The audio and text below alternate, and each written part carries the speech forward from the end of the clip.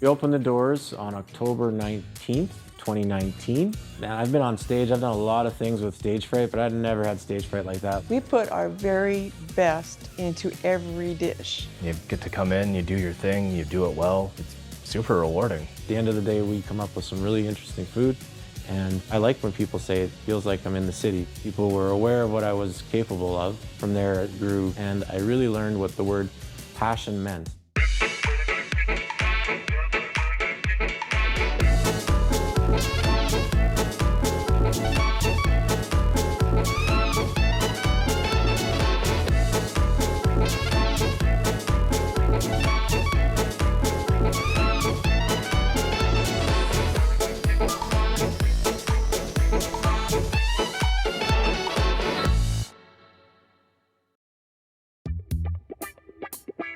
I've always had in my back pocket a business plan that I wrote for a 40-seat bistro, but it never seemed to work. It turns out that my son being born in 2015, he was the catalyst for me to really start to take my idea seriously. When I worked at the hotel in Lake Louise, I met chefs from all over the world, and so I started to take some of the dishes that they would say is comfort food, and I tweaked them slightly to fit into a small town Saskatchewan kind of vibe.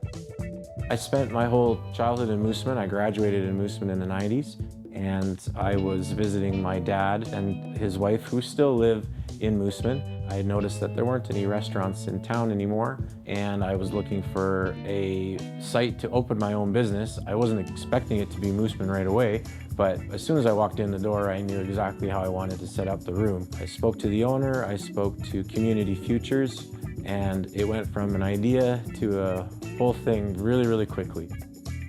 Trying to come up with a name for a business is literally like trying to name a child. When I decided on the Cork Bone Bistro, it was because I said to myself, what makes a good ending to a meal? And I thought, well, if all that's left on the plate is the bone from the meat that you enjoyed and the cork from the bottle of wine that you enjoyed, then we've done a good job. I'm really glad to be back in Moosomin. I mean, I'm very comfortable here. I know the area very well, and I really enjoy being a part of something bigger than myself, being part of a community, and allowing my son to grow up in that kind of surroundings as well. Although there is opportunity to raise a child in the mountains, it wasn't really something I wanted to do. I kind of felt like I had done everything I wanted to do in Lake Louise, and I really wanted to move on and experience my own vision on my own time, with my decisions being the decisions that were taken as the weighted ones. I guess in some ways I have Oliver to thank for that, because I got tired of saying one day, and Oliver said, now's the time to go, Dad. And from there, everything just kind of started to fall into place. He was the missing piece. He is the reason why I do what I do. He is the reason why I like what I do, because he gets to see what I do and he enjoys it as well. And from that, my passion grows because of his involvement. Just come on down and meet the guy. He's an amazing kid, and he keeps me on my toes, but whose kid doesn't? And I really enjoy building something that I know that can be for him one day if he wants it. I think that's a very powerful bond to have with your child, knowing that there's an opportunity for him to become me.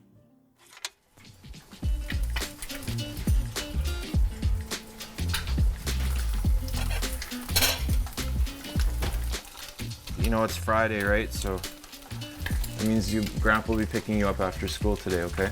Okay. Are you gonna meet up with Ronan this weekend? Maybe not.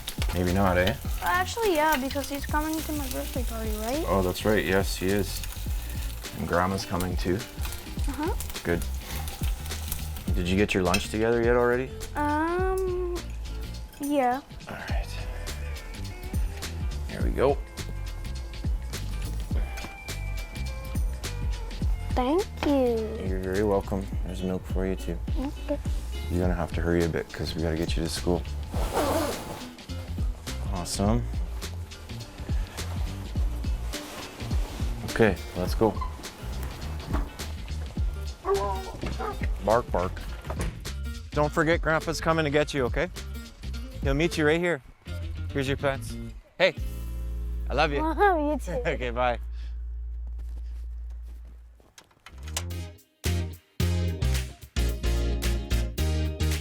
Growing up in Moosomin allowed me to have connections to people who are already still living in Moosomin. Nathan is the younger brother of one of my best friends when I was going to high school, and it was kind of surreal to be talking to the brother of my best friend from high school about working for me. Jarrod headhunted me. I was managing a bar and he said, hey, when things wind down and you need a change, and he looked at me and said, and you will, come talk to me. I tried to entice him. I said, I can give you the opportunity to work from 9 to 5 and be a dad to your kids in the evening. You won't have to work till 4 in the morning anymore. He came and said, listen, I've got an idea. And he made me an offer and I accepted almost immediately. A little while later, Barb had applied for a job and I asked Nathan about her. And he said, oh yeah, we used to work together at a place in Moosomin years ago. She was always great to work with. And the more people I talked to, the more I realized that she was going to be a great fit for this restaurant. Nathan takes care of all things protein. He's the one that makes the soups. He's the one that does the lamb. Barb, on the other hand, is the assembler. She's the one who works in the evenings and creates the supper dishes. She's the light touch on the things that Nathan and I maybe don't consider when we're putting dishes together. One of our most surprisingly popular dishes is the braised lamb shank that we do, and it all was born of a farm in Wadena, Saskatchewan called the Red Barn Family Farm, owned by Dale and Charlotte. Got on the phone with them and asked them what products they had. They said that they did have lamb shank. I just call them whenever I need their product. If they have it, awesome. If they don't, I'll see you in a couple weeks. I really like the farm-to-table aspect of working with people who are local. It goes from their farm to my oven to your plate, and that's a pretty cool 3 degrees of separation for something that fresh. We have our lamb shank here. The shank is from Red Barn Family Farms. It's a beautiful cut of meat. It's got a milder flavor, and it's got a really nice texture once it cooks up. So we're gonna hit this with some oil, salt, and pepper, a little bit of rice vinegar to cut through some of that, and a little bit of fresh cracked black pepper and kosher salt. Then we'll pop this into the oven, give it 20 minutes for color, and come on back. Oh yeah, look at that color. It's beautiful. There we go. So we're gonna give it a quick deglaze. Some lovely Merlot. It's not hot enough to give it a traditional deglaze, but the liquid adds to the experience of the lamb. Then some fresh mirepoix with some fresh rosemary. There it is. This is gonna go back in for another 20 minutes to roast all those vegetables, get all that color back in, and then we're going to hit it with a faux demi-glaze.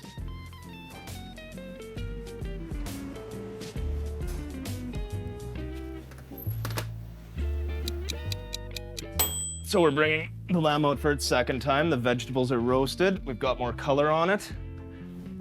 We're going to give these guys a quick flip, and then we're gonna pour some faux demi, which is just some brown and a little bit of base thrown in there to give it a stability. So here's the glaze. It's gonna come in, coat that nicely. With the moisture in there, it's gonna lock that down, and this is gonna cook in there low and slow. And we'll come back to it when we've got her finished. And in she goes.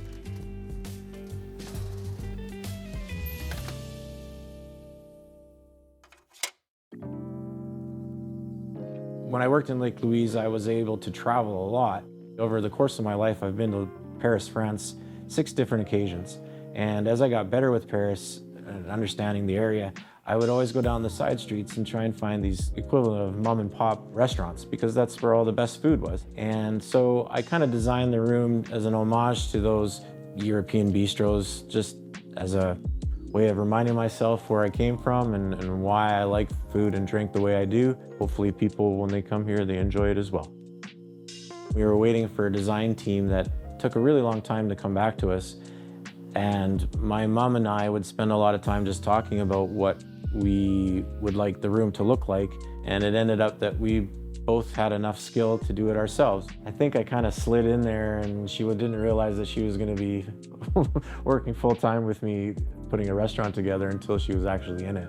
I remember when you came and said that you had this dream, that you always wanted to own your own place. And yeah, I was more than delighted to help out, because just getting to work with you and finding out our similarities, and I think we worked pretty Yes. well together. We didn't ever butt heads, we just kind of No. complimented each other. It was always about, what about this? Or what about that? I found this, what do you think? And so it was a collaboration. I'm always thankful that you were so close to where I wanted to do this, because it was really a wonderful opportunity to get to know you more than just my parent, but you became a really good friend of mine while we did this. And I know I'm probably gonna make you cry, but that's not my intention. I loved the fact that I got to know you as a person other than just my mom. And through that interaction, I mean, I think we became a lot closer because of it, so.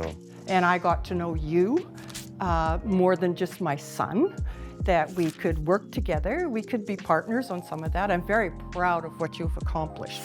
I know sometimes you go, I don't know, but I think you have brought something to this town that is worthy of it being here. I thought we did a really good job of turning it into what I wanted it to be, so.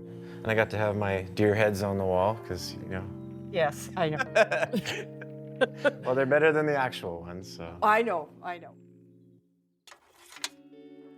When I graduated high school, my career path was literally all over the place. I didn't really know what I wanted to do, but I knew I was supposed to go to post-secondary school. While I was doing that, I always would get a job in a bar or a restaurant or a pub. I always enjoyed working with other people, and that camaraderie that comes with a close-knit team of people that you work with, especially when you find like-minded people who really care about the service that they give and the passion with which they work. It ended up that I was always doing what I was meant to be doing. Once I moved myself to Lake Louise, I was really able to hone in on all those skills that I didn't know I had or didn't know I wanted to use. And I'm very thankful for that, because it allows me to offer that exact service that I have turned into my own style. So far, it's been working out well.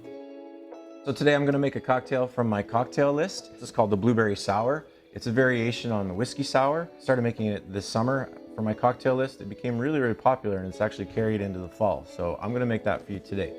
I start with fresh citrus, orange, lemon, and lime. This is called Sortilège. This is a French-Canadian maple whiskey. It's blueberry flavored. And then, of course, just a Smirnoff blueberry vodka and a little bit of bitters. I use fresh blueberries that I muddle into the glass as well. Muddling just basically smashes the berries open and gives it a nice flavor. I'm using blueberry juice, guanabana or soursop juice. This is a tropical juice. It's really good for balancing flavors, especially when you're making sweet and sour in your cocktail. And then a little bit of simple syrup as well.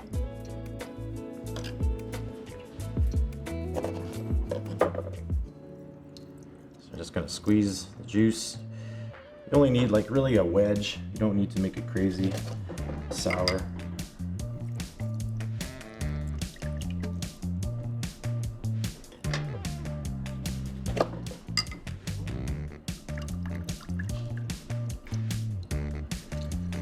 Remember, fresh is best when you're making a cocktail, 100%.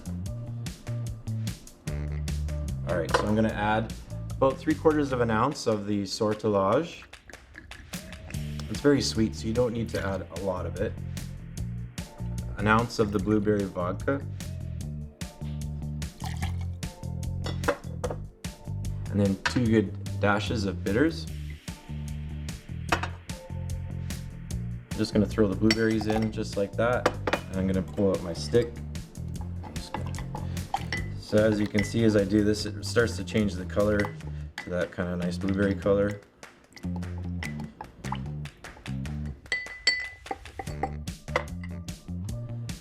And then I'm gonna add about 3 ounces of blueberry juice to it.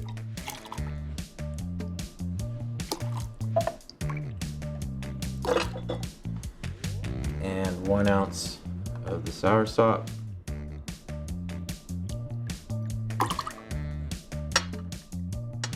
And just a little splash of simple syrup, again, just to balance the sour. Finally, 1 egg white. Put the ice on top, just like that.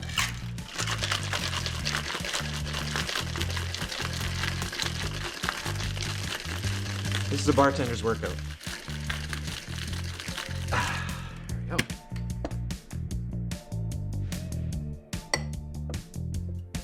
Strainer.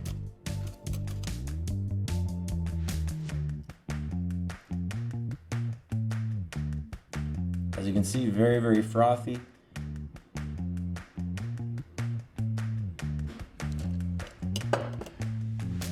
Nice little lime wedge to finish as a garnish. And there you have it. Blueberry sour.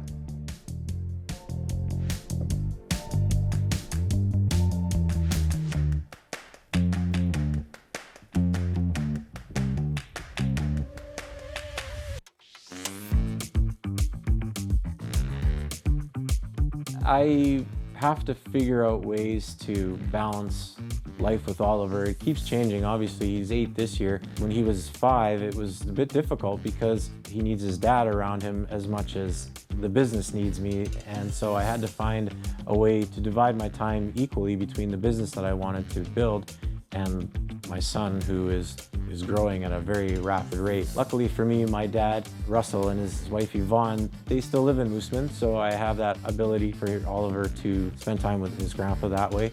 Hi, Grandpa. Hi, Oliver. Hi. How are you today? Good. Good. How's school? It was good. Great. You had a test today, did you?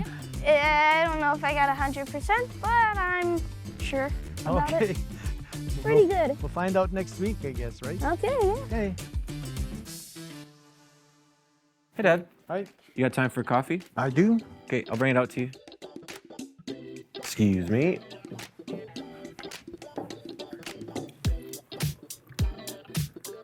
Thanks. You're welcome.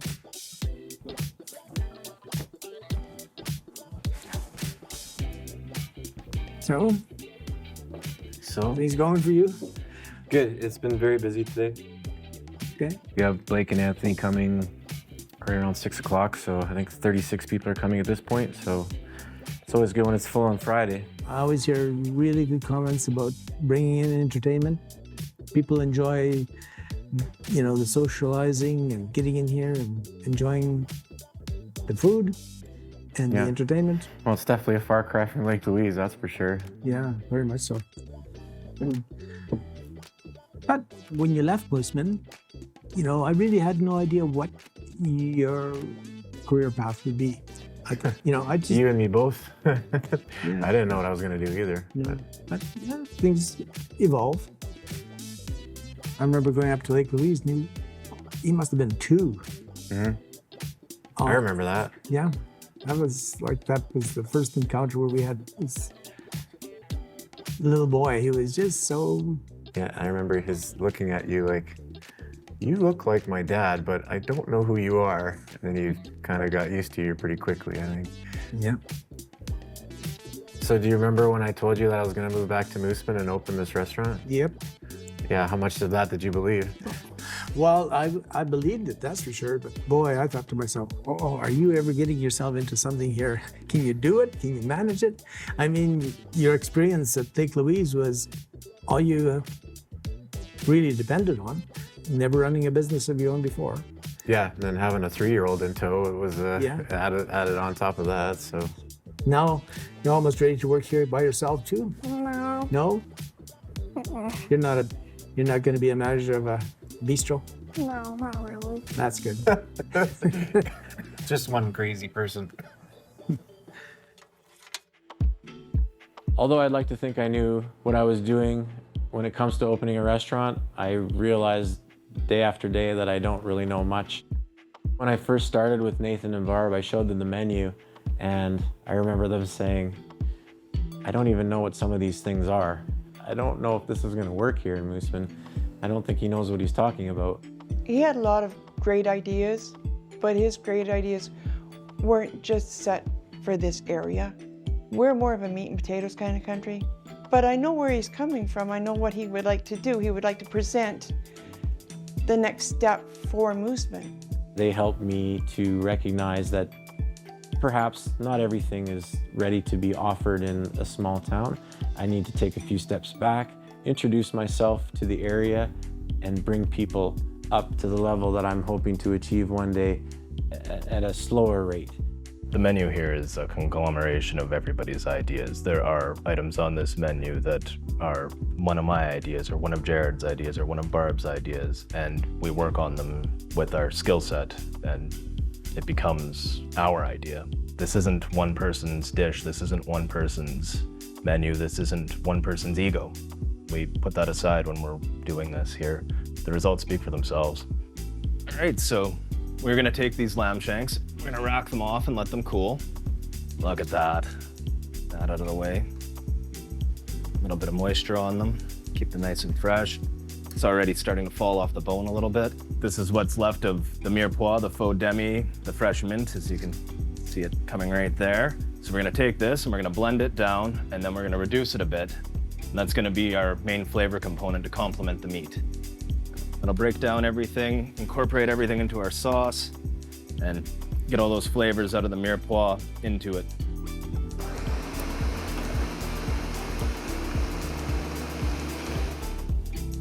All right. Look at that. And we'll pour it into the pot and get it reducing. Beautiful.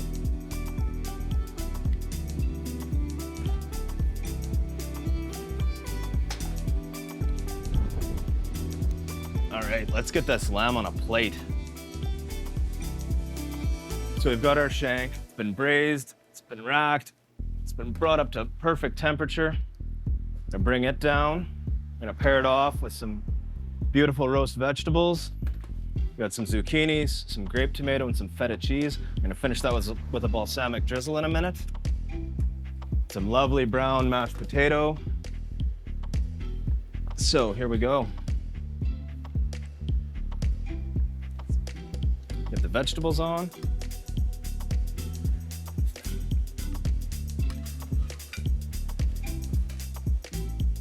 Roll over to your potato. Gives it a nice base. Look at the color coming off of that. It's awesome. Pop your shank up. And then we grab that lovely blended demi-glaze reduction. Get it in there. Start to pour down that bone. Let it collect all the way down. It doesn't matter if it's messy, it's part of the dish. Comes out. And we'll top it with a little rosemary sticking out of the end there. And we'll light her on fire. Oh yeah. And that's our lamb shank. Hands please.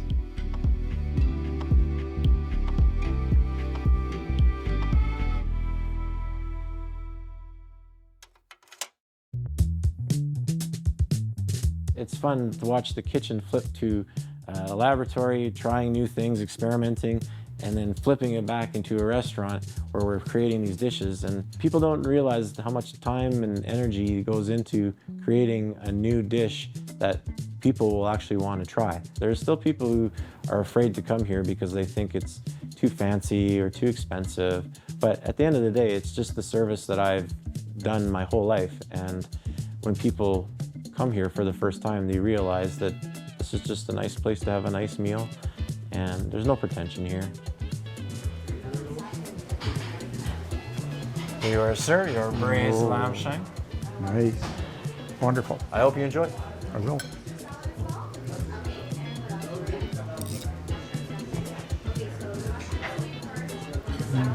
Very good.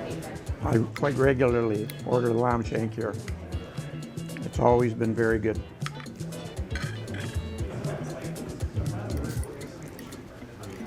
The lamb is very tender, nicely cooked, nicely prepared. It's not a common dish in Moosomin. It's a very nice change.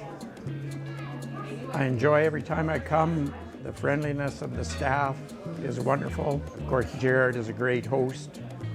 We usually come here with my family. It's a great place to come and visit and have supper. The Cork Bone has done very well at being an elevated dining experience. was a great addition to the Moosomin restaurant. Although I do have a small staff with me, I like to be hands-on in everything that I do here. Yes, a business is to make money and I need money to live and support my son, but it's far more than that when it comes to my passion for what I bring. When someone compliments me on what it is, that's the currency for passion. It's the feedback and the compliments and the, hey man, I had a really, really nice time here tonight. That's what keeps me motivated. I could have opened my restaurant anywhere, but I wanted to be a part of the community that raised me. I'm literally the only person doing what I do between Brandon and Regina on the #1 highway. And if people want to come and find out what it is that I'm doing here, I'm very happy to show them. I would love to meet you. I'd love to have you come in. I look forward to seeing you soon.